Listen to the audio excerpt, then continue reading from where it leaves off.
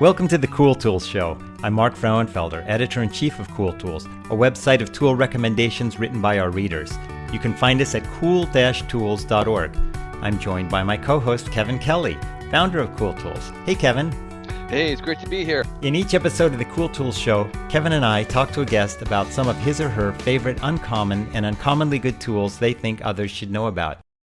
Hey everybody, I just wanted to let you know that my co-host Kevin is on the road this week, so he won't be on this episode. He'll be back next week, though. Our guest this week is John Hodgman. John is a writer, performer, former PC, once the resident expert on The Daily Show, and now the author of 2 books of non-fake facts and true stories from his life, Vacation Land and Medallion Status. How's it going, John? It's going really well. It's nice to talk to you, Mark, my old friend. Yeah, I know. We've known each other for many years and have been able to spend time in real life a few times. The Joko cruise was really fun a couple of years ago. Yeah, I was going to say, on a boat, you were on the Jonathan Colton cruise with me. Yeah, that was incredible. And I was so excited to talk to you. And you sent me the little briefing about what it was all about, and I picked my cool tools and everything. And then it said, write an introduction. I'm like, doesn't Mark remember who I am? So I wrote up that introduction, which was pretty good. Pretty good. My new book is called Medallion Status, and it's out now, I'm glad to say. And it's unlike my resident expert personality, where I was this deadpan, weird, tweety authority saying nonsense, fake facts. It's just true stories from my life as a famous, increasingly minor television personality, and author. I've heard some of these stories in your live performances. I think that some of the similar stories about your cabin in Maine, and it's in Maine, right? Yeah. So Vacation Land, the book that came out right before this one, was based specifically on a one man imitation stand-up comedy show that I did about all kinds of different wildernesses that I wandered through where I did not belong, including the painful beaches of coastal Maine. And this one is more about the time that I flew back and forth across the country over and over and over again, working as the third best friend on a television sitcom and making my family suffer as I chased the very last vestiges of fame and diamond medallion status on Delta Airlines. So that's the book. I just needed to get the plugs in early. Hashtag always be plugging. Yeah, definitely. You can check me out at johnhodgman.com/tour if you want to see where I'm on tour for this book. Cool. Carla and I watched that TV series, and I had no idea that you were on it. And then all of a sudden you appeared. And it was about like that is most people's experience with my acting career.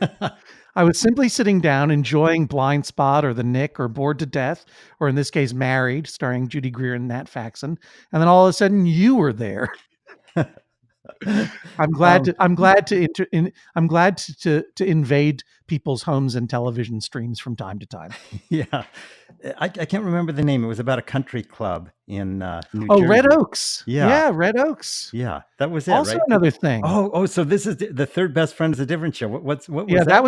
That was called Married on FX, and we did 2 seasons of that. I haven't seen that one yet. With the great Brett Gelman and Jenny Slate and Judy Greer and Nat Faxon and a whole bunch of other people. That's why you're it's really great. It's a great show. It's like everything else, it's available forever. Okay, yeah, online or wherever you get your streams. And I should recommend, but Red Oaks, Carla and I really enjoyed. We watched every episode and binge watched it. That was a really charming show. Really great, and that was created by Joe Gangemi, and it's such a funny, sweet show about a kid growing up in the '80s and working at a country club there, and it was sort of a mix between Caddyshack and Dazed and Confused. And Ennis Esmer was the tennis pro, who's this incredibly funny and talented actor.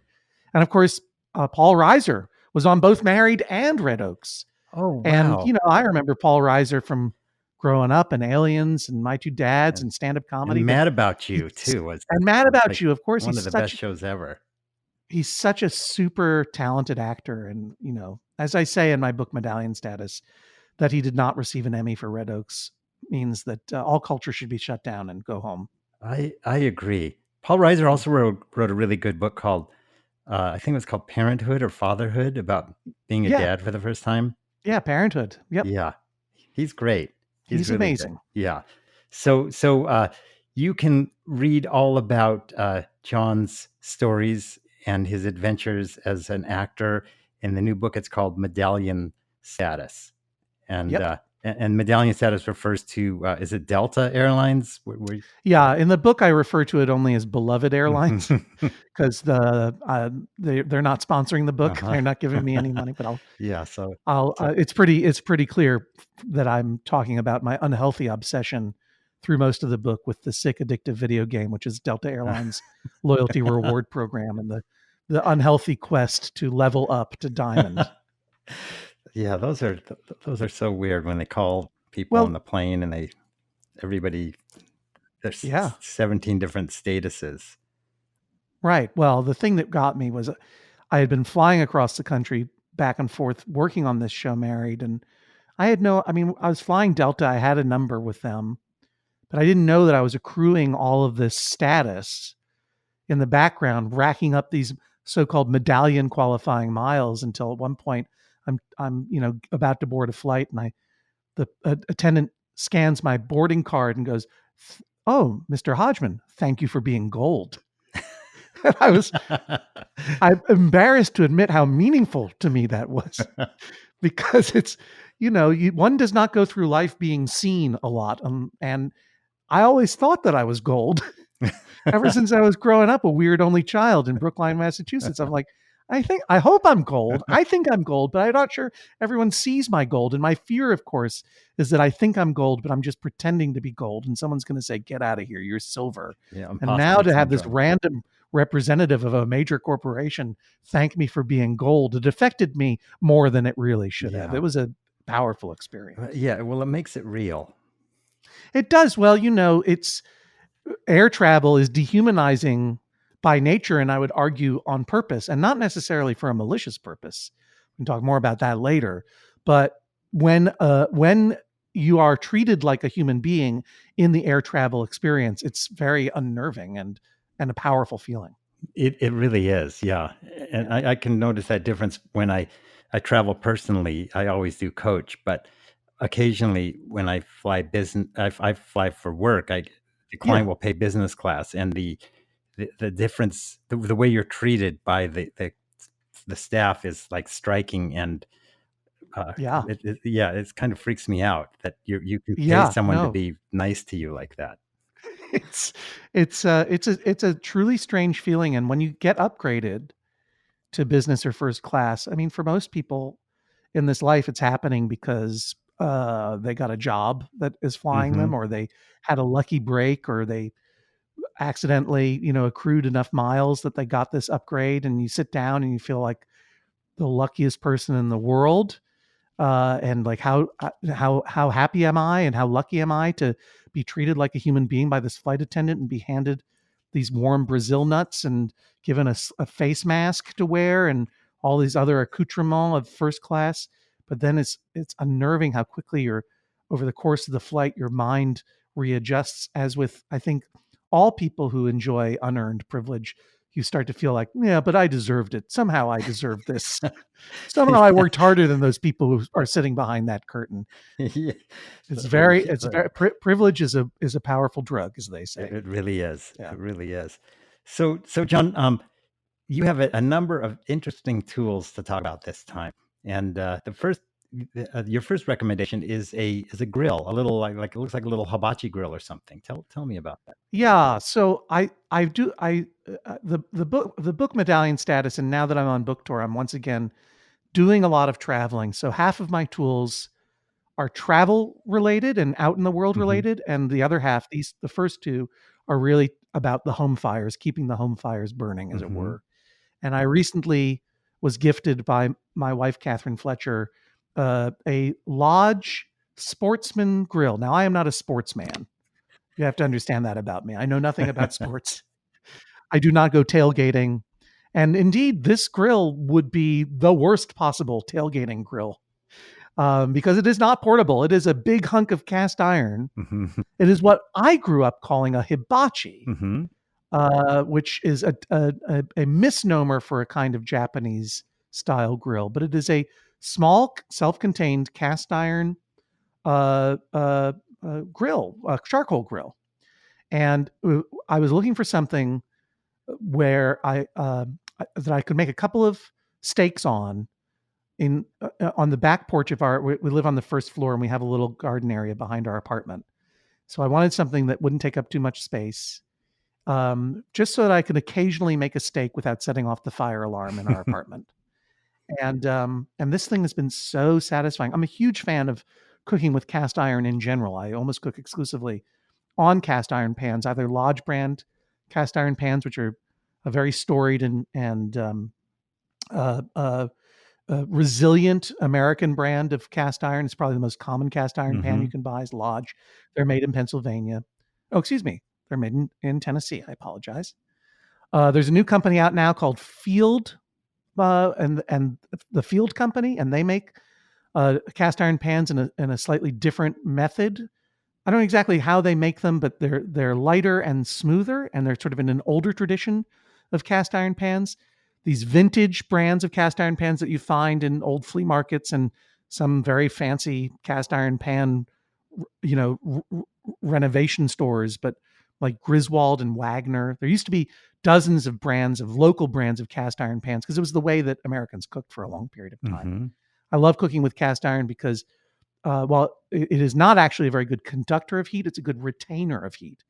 So if you heat the pan up long enough, it holds a lot of heat. It's really good for searing foods. It's really good for stir frying, and it's also great for cornbread if you make cornbread. It's just a very, very old and very tactily satisfying way to cook. And this little grill just can get super duper hot and put an amazing sear on whatever you're searing, whether it is meat or beyond meat. And it's compact and beautiful too. It looks great. And I'm just looking, it is 18 inches long and about, I think, 8.5 inches wide, weighs 27 pounds. So like you said, it's a hefty, stout. You're not going to take it with you. You're not going to take it with you to the sports game. No. What you're going to do is you're going to put it put it on a table in your backyard. Put some. I found a big old flagstone, the stone flagstone that had fallen out of the walkway, and I put that up there on a table so that the whole thing gets very hot. So you want to be safe. You want to keep it on something that won't burn. And then there are all these super dense hardwood charcoals that you can get. I don't like the regular lump briquettes. They're sort of compressed sawdust. Yeah. You want to get natural hardwood charcoal. And if you go online, you can source all kinds of these Japanese style hardwood briquettes that burn really hot, really quick, Cool. and or just sort of classic country style hardwood, natural hardwood lump briquettes that are really good. And you get it super hot, and you can, even though it's a small little grill, you can take a big old tomahawk steak and put two of them on there and have the bones hanging off the side, and it's great. That is great. So how do you start the charcoals? Do you use a chimney starter? I do. Whatchamacallit? What's the company that does all of the charcoal grills? We know. Is it Weber? Weber, yeah, the classic kettle style. Look, I like this little cast iron thing because I love cast iron and I love Lodge. Weber, of course, makes the classic kettle charcoal grill. It's terrific.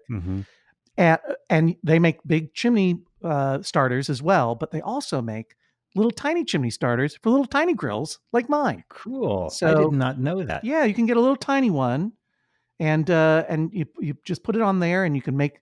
It's just enough to feed a family of 3 omnivores and 1 vegetarian, which is our family.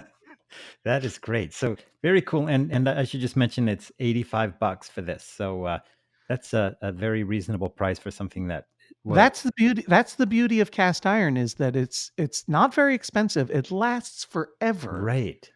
And Yes. if you ever find that it's getting gunked up with residue, or you don't ever want to use a lot of soap, or you don't want to scour the cast iron pan because you want it to build up a seasoning. As it builds up seasoning over time, it becomes effectively nonstick. I mentioned it's great for searing and stir fries, but once you get a good seasoning on your cast iron pan, it's like you will never make eggs on anything else again. It's just beautiful for this beautiful glossy black nonstick surface, totally natural. You just re-oil it a little bit after each time you rinse it out with hot water, scrape out food residue, add a little oil, and just let it build up the seasoning over time. And if it ever becomes over seasoned or you don't like the way it looks, you run it through the oven cleaner cycle on your stove, or strip off all the seasoning with easy off oven cleaner or whatever, Mm-hmm. and you start all over again, and it's really tactily satisfying. And you can see my journey to refinish 3 of my cast iron pans on my Instagram account. Up in the highlights, I have a 3-part story called a story of iron and lye, in which I stripped down and re-seasoned 3 of my cast iron pans, and it was a Cool. lot of fun to make. And it's on my Instagram account at John Hodgman, Oh, okay. JOHNHODGMAN, all one word. That sounds great. Yeah, and you have a great Instagram account, so I can vouch for Hey, that. thanks. Yeah. I do all my social media. I try to keep it lively. It's a glimpse into my own weird obsessions, including cast iron. Yeah, that's great. So this is another cooking tool, your next one, but it's kind of the high tech counterpoint to a cast iron grill. It's an induction Yeah, it's an cooker. induction burner. It's a portable induction burner. It's from a Hmm. company called Duxtop, which I'd never heard before. Mm-hmm. Um, I I found it recommended to me on a blog. Someone was, I got the little grill to be able to cook a steak outside without setting off the fire alarm. Someone recommended on a cooking blog that I can't find anymore, or else I would have told you about it. Getting a portable induction burner to run outside in order to do deep frying outside. And the reason for this Mm. is obviously if you have a portable burner, you can take it outside, plug it in. It's electric. Mm-hmm. Induction, which I'll talk a little bit more about as a heat source in a moment, is really good because it can get your oil really hot and hold it at that temperature, really at a very stable 375, 400, which is what you need for deep frying. Because you need the oil. Basically, deep frying is you're searing everything on all sides, and the oil has to be a certain temperature so that the water inside the food that you're cooking evaporates immediately. That's the Mm-hmm. spattering and the sizzling that happens. Mm-hmm. If it's too low, the water will not evaporate out properly, and that's when the food gets soggy and gross. And obviously, Interesting. when you are deep frying inside, it can smell real bad and smells linger. And, then you've got a huge, big, pot of hot oil that you have to wait to cool down. But if you have an outdoor space, put this burner out there, and you can deep fry outside, and it's a lot easier to deal with. Now, I haven't used it for that purpose yet. I had this on my back burner, as it were, to get once it got warmer again, and I started thinking about deep frying outside. But I picked it up recently because our oven broke. Our whole range developed a leak, and our beautiful Blue Star gas range developed a leak. Some neighbors in our apartment building smelled natural gas. Oh my God, The that's fire scary. department came in. The super let them in. They didn't break down the door, but they pulled our oven apart to turn off the gas. And Wow. now we're trying to figure out what to do about this thing. And I realized between getting it fixed and or replacing it, it was going to be at least 5 to 10 days. And so a few days ago, I bit the bullet and I bought this Duxtop portable induction burner simply so that I have something to cook on inside, Mm-hmm. because you can plug it in inside, and the induction, it works great. It's like I kind of don't want anything else at this point. There's one. I feel like a weird a weird lonely divorced dad living in a hotel room cooking on a hot plate. But it's really an incredibly versatile tool, and something that I think will, bring out all once we have a regular oven again. I think we'll bring it out all the time to, supplement at the holidays. Add a little Mm-hmm. extra burner, and it's also great for, as I say, not just for getting food really, really hot, but keeping food really, really gently warm. So, do you know how induction burners work? Um, why don't you tell me? Because I'm not I really. was really hoping you knew, because I have the vaguest idea, but here's my understanding of it. It looks like a regular electric burner that you might see, like a glass top electric, range, Mm-hmm. where there's a coil underneath the glass Mm-hmm. that gets real hot because they're running electricity through a highly frictive substance, and it gets hot. That's how you cook. Mm-hmm. Induction burner uses magnetism to cause the pan itself to heat up. In other words, you are not heating the surface of the burner to then conduct energy through the pan to the food. It is using magnetism in a way that is a bit beyond my scientific ken to agitate the pan itself, so the pan itself becomes the heat source. So it's not that it's not getting hot at all, but you can see all kinds of displays of how induction burners work on the internet. But basically, the surface of the surface of the burner itself is not causing the heat. It is causing the pan itself to become hot.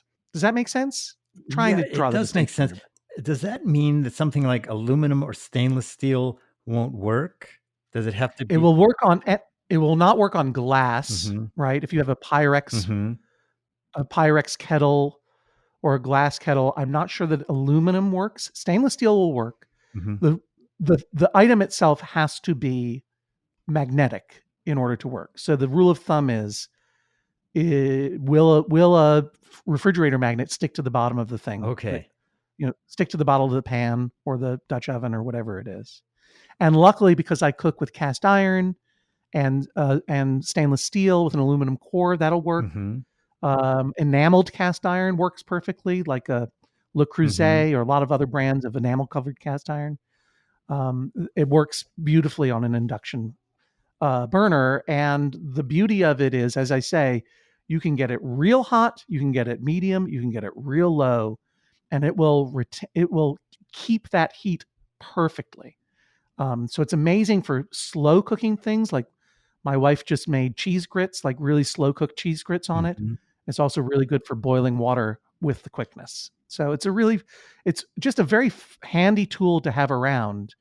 And even if you have a working stove, it's not bad to have one of these around because there are a lot of ways that you can Yeah. use it. Oh, that sounds great. And the price is really good. It's $70. It makes me think that this Yeah. is a good way to make, like I have a fried chicken recipe. And one of the things they say is you need to keep the temperature of the oil consistent to fry properly. I Yeah. think it's because what you were talking about. And I don't really have control over that. So maybe I should get one of these. It looks like you can like just dial in the temperature and then it kind of locks in. That's cool. Yeah, that's exactly right. This particular model has two modes. You can give it a specific temperature to keep and hold, which is amazing, or you can just use it sort of their 1 through 10 low to high Hmm. power mode. And you put it on 10, and you put your kettle on there, and you've got boiling water in. It feels like no time at all. It's pretty amazing. That's great. Do you have a candy thermometer? I think we do somewhere in the back of a drawer somewhere. Yeah, because that's what you need to monitor the temperature of your cooking oil Hmm. carefully if you're doing deep frying. And obviously you have to take lots and lots of safety precautions because that stuff is Oh dangerous. But yeah, it's scary. you know, I've been using temperature a lot more in my cooking lately. Hmm. Obviously, if it's not clear, I love to cook. Hmm. And Thermopen, this isn't even this is a bonus tool. Okay. But Thermopen is this company that specializes in making all kinds of highly accurate digital thermometers that register all kinds of things like surface temperature. Like they're making stuff for all different kinds of scientific applications with a sideline in making instant read thermometers for cooking. And they're really tremendous and they're really the best. And whatever kind of cooking you're doing, being able to take the temperature of oil with a candy thermometer or the food that you're cooking is really important. And I use a probe thermometer that runs out to a little thing they call it a blue dot. And I use it to do the reverse sear on steak. Are you a vegetarian, Mark? No, I'm not. I'm Okay. not. So, I just don't want to you, gross no, anybody out. you won't gross me out, and our readers who are vegetarians can skip forward a little bit if Yeah. they're not So, interested. But yeah, tell me reverse searing. I've never heard of that. so the reverse sear is essentially what you want. Essentially, what you're doing is if you're cooking a steak, for example, you take the steak, season it, and before you grill it or sear it, you put it in a low oven, like as low as 250, 200 degrees, and you cook it very slowly to a very specific temperature of which is about 5 or 10 degrees below the doneness that you want. So you're putting a probe into the steak, and you're talking about like Yeah, the middle of the steak. You want it to be 5 to 10 degrees below the doneness that you're seeking. Yeah. So I'm going to just tell everyone to listen to me, but then go to SeriousEats.com, specifically J. Kenji Lopez Alt's reverse seared steak recipe, Okay. because this has been a complete game changer, to use a cliche, for me in terms of steak. Traditionally, what people think, oh, you sear a steak over high heat and you keep turning it, and if you're trying to be careful about it, you're going to take the temperature with a probe thermometer from time to time and hope that it doesn't overcook or whatever. But this is, in a sense, a very similar to a sous vide style cooking, where you're cooking at a very low temperature to a very low external temperature to a very specific internal temperature. And then once you hit that temperature, you take the steak out of the oven, and then you sear it to give it color and texture and flavor, give it all that browned Maillard reaction goodness.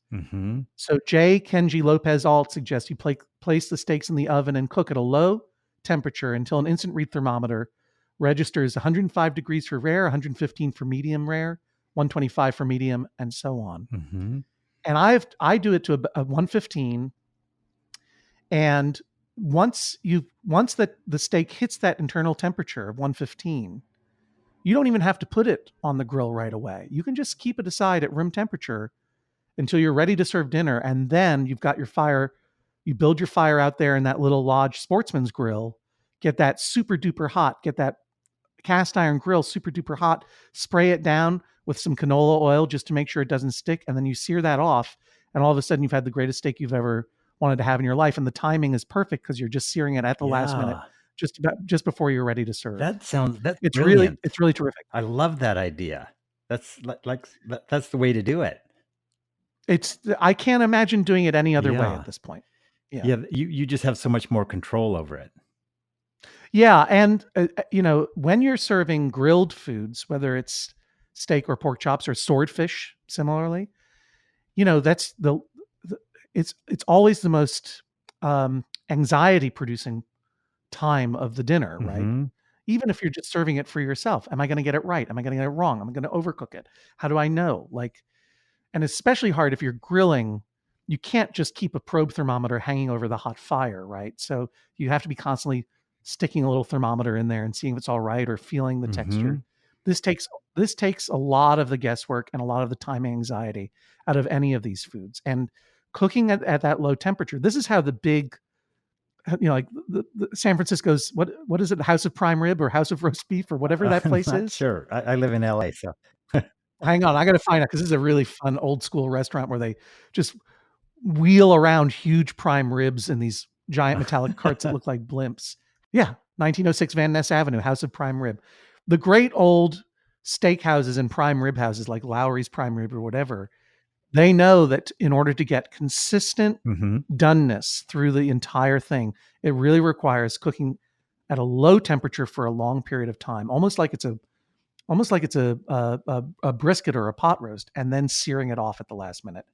And it just makes it something you can get it to temperature and just set it aside, serve your guests a cocktail or whatever when you're ready to have dinner, throw it on a super hot grill, let it rest for a few minutes to get all the juices reincorporated, carve it, and everyone's going to love you forever. That is cool. Okay, I'm doing that for my next steak, John. Thanks. That's a great tip. Is it okay for me to reference the guy who told me all about it? It's J. Kenji Lopez Alt at Serious Eats. That's perfect. We'll have a link too in our show notes for that. Yeah, take a look at this crazy new way to make the simplest food on earth. That's so good. So, John, like you mentioned, you have been traveling a lot in recent years, and so you have this suitcase that's like crazy. It's like clear. It's like an aquarium with a handle on it. Right. Well, the suitcase that I initially recommended is, sort of the suitcase of the day, the away suitcase. I'm not sure if you've caught on to this trend, but they're a very trendy new brand of sort of carry-on size hard shell suitcase. I highly recommend them. I thought it was all hype, and I thought, like, how are you going to reinvent the wheel of the suitcase? And of course, one of the reinventions is 4 wheels instead of 2. super duper maneuverable.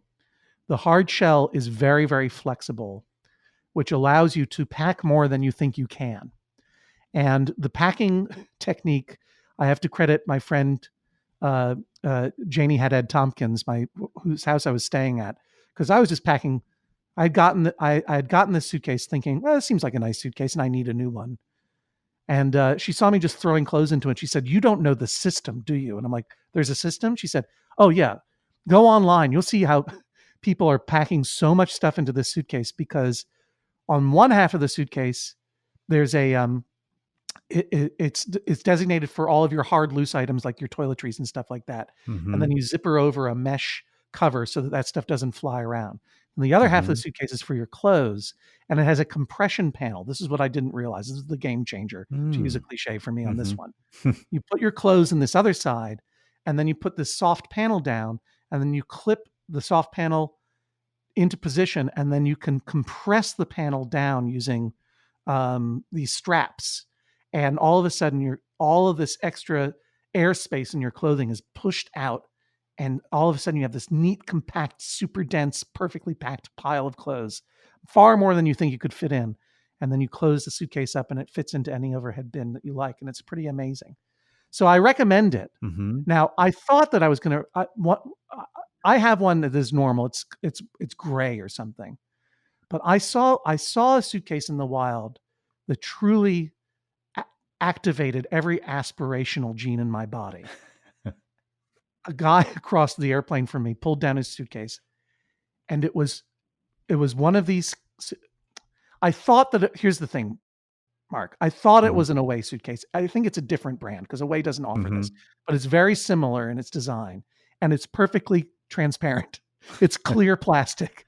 I couldn't believe what I was seeing. I was like, why would you want the world to see what's in your suitcase? Yeah. And I said to him, I just, this was a stranger across the aisle from me as he pulled it down. I said, that is a really bold choice. And he said, thank you. It helps me to be more mindful when I'm packing. I was like, wow, that really is something. Like you're going to think about how much you really need. I don't know. I have an open cupboard policy in my kitchen. Like we have just big open shelves, like it's a grocery store, and we have a clear refrigerator. And this was a big point of contention when we moved into our apartment 12 years ago, and we had the opportunity to get a new refrigerator and remodel a little bit. I really wanted to have as much open shelving and to be able to see into the refrigerator as much as possible. And my wife was very against this at first. I believe she's come around. She claims to have. She's like, why would you want this? I'm like, then I can't hide anything in there. If I can see everything I have and can see what we need, then it's less likely that things will go to waste, basically. Like if you can see into the refrigerator, not only will you keep it cleaner, but also you're not going to shove food back in there and forget about it. And then it goes bad. You're going to keep things when you're living in a city, when you can replenish your pantry easily. It makes sense to be able to see what you have and see what you don't have. And this guy had applied this to his packing system. I don't think the world needs to see my underwears, but it is definitely a case that when you are not hiding things away, you're taking just what you need. I really liked that approach. I found a link to I think it must be his bag at Nordstrom. It's some other brand, but very similar in the Away brand aesthetic. Right. 4 wheels and kind of the two sides to it, like a compression panel. Yeah, I'm sorry I just keep talking, but I'm fascinated with this stuff. I apologize if I'm talking too much. This is exactly what Cool Tools is about, is people talking about tools that excite them. Yeah. I don't know that I have the bravery to get a completely clear suitcase, but I want to be that guy. And it helps because later I learned that guy is a very specific look. And someone said to me, "Oh, I know who that guy is. He's Elon Gale. He's the producer of The Bachelor." Oh, wow. So successful people let other people see their underwear, I guess. That is crazy. Okay, so it's called the Traveler's Choice. It's $200, Nordstrom's rack, and it does look a lot like an Away one. So it's basically a clear Away, a clear version of the Away. Yeah. And if you don't want people to see your underwear, I mean, the Away is really, again, you think like, how do you reinvent how to make a steak? Well, it turns out You can innovate with suitcases too. Yeah. And thanks, Elon Gale, for giving me that aspiration. I don't know that I'll ever be you, but if you search him up, Elon Gale, you'll see exactly why he's such a visually recognizable person. Okay. He carries himself with a lot of confidence. Okay. Sounds good. We will check that out. So your final pick, even though you said you're not a sports fan, is a vintage hockey cap. Yeah, this is not a tool. Well, it's a tool. Sure, clothes are It is a tools. tool in a sense. Mm-hmm. Yeah. I became obsessed with the logo of the Hartford Whalers a few years ago. The Hartford Whalers were the only major league sports team of any kind to exist in Connecticut. They played in Hartford hockey, ice hockey. That's a sport.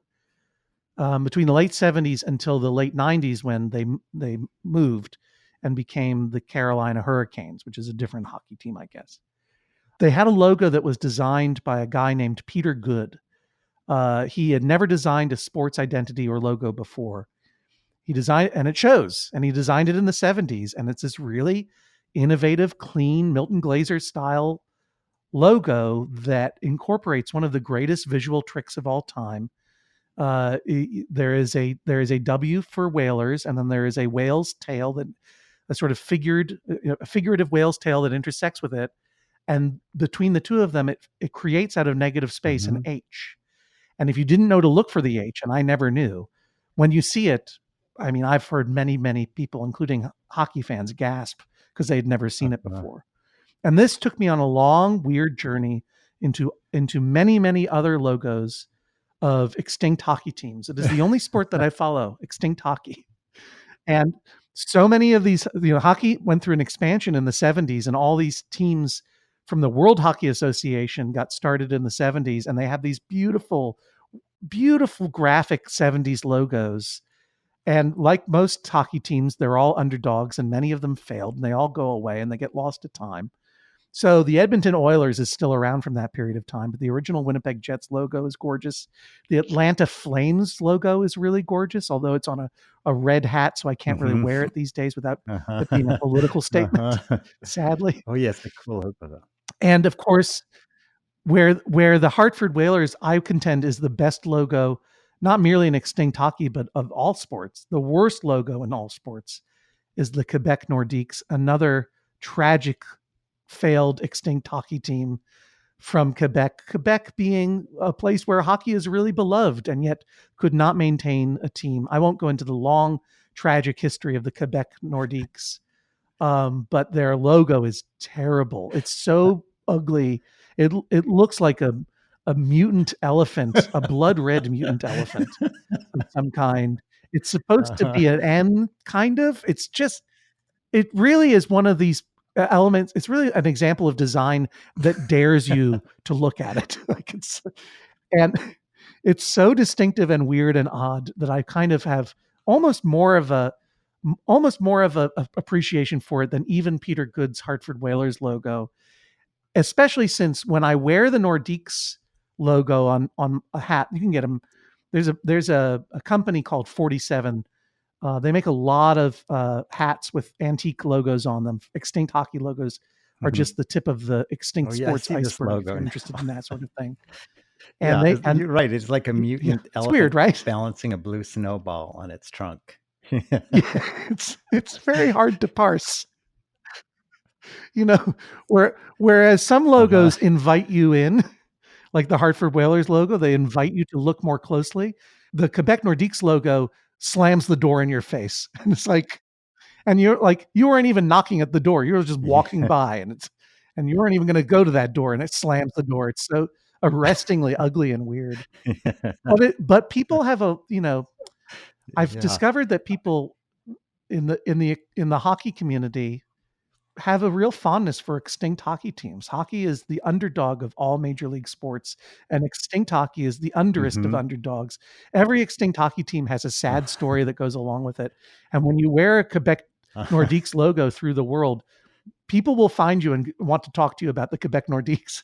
And for someone who did not grow up with sports, it's something for me to talk about. I know a lot about the Quebec Nordiques and their sad history and how Eric Lindros refused to play for them. It's just a funny, interesting story. And I was recently in Boston doing a show, and afterward, I was doing a show with a friend of mine who's from Quincy, and he grew up with a bunch of kids who played hockey in Quincy when they growing up and loved hockey. And these are the kids in the Boston area who, when I was young, would have bullied and scared me, but now they're all coming up to me going, "Quebec Nordiques, that's effing awesome!" I'm like, yay! I'm a sportsman at last. Have you heard of a website called UniWatch? Oh yes, of course I have. Yeah, that reminds me. And the guy who did it, Paul Lucas, did like I think the best zine that ever existed in the 90s called Beer Frame, the Journal of Inconspicuous Consumption, where he just reviewed everyday objects like that foot measuring device called the Brannock device that measured shoe stores, and like embalming fluid, and just all sorts of everyday products. And he just was so insightful and gave such great descriptions of products. And he's kind of triangulated on sports uniforms. And like for the last, I think, I don't know, 15 years, that's about all he does is write about this stuff. No, I mean, I discovered a lot of important extinct hockey logos on UniWatch. If you don't know, listener, UniWatch, it's UNI-watch, WATCH.com, is this website just devoted to the history of sports uniforms and logos. You can find a team that you like and look back through all of its different iterations of their home and away team uniforms and all these forgotten sports teams and their interesting logos. And I've been fast. Obviously, I came to it through extinct hockey, but that zine you're describing, what was it called? Beer Frame? What? It's called Beer Frame, just Beer Frame. And I think there's an anthology of the zines that you can still get as an out of print book on Amazon. But I recommend it so much. You would love it. Wow. It's so good. He's such a great writer. It totally is up my alley. All good things go back to zines, right, Mark? I think so. I agree. I remember when I discovered Boing Boing prowling the stacks of Primal Plunge zine and magazine bookstore in the Allston Mall in Massachusetts. Wow. Yeah. It was back in the day when zines had distributors, and we had like actual distribution around the country as a zine. That was fun. They all went bust, leaving us owing us tens of thousands of dollars, but it was worth it anyway. Well, I can't make that up. I can't give you tens of thousands of dollars, but inconspicuous consumption, an obsessive look at the stuff we take for granted, from the everyday to the obscure, published originally January 21st, 1997, seems to be available online in a bunch of different used editions. And there's a little interview with Paul Lucas on a thing called zinebook.com featuring a picture of a can of pork brains. So, wow, this is definitely my world. That. You've got to get that book, John. You'll love it. I'm going to get it right now. Yeah. I can't wait to hear what you think about it. Thank you for that recommendation. Yeah. Well, thank you for your great recommendations. Those were 4 really interesting tools. And I just want to remind everyone that John's book, brand new, is out. It's called Medallion Status. And we have, and on my other website, Boing Boing, Cory Doctorow reviewed it. So you can read about it there, or you'll be able to order it from the link in the show notes for this episode. John, thanks so much. This was really a blast catching up with you.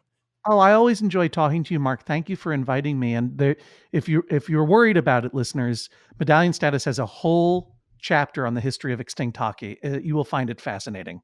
So or cool. Not. But I've got to buy this book now, Inconspicuous Consumption. So I've got to run and read it as soon as possible. Thank you, Mark. Thanks for listening to this episode of the Cool Tools Podcast with John Hodgman.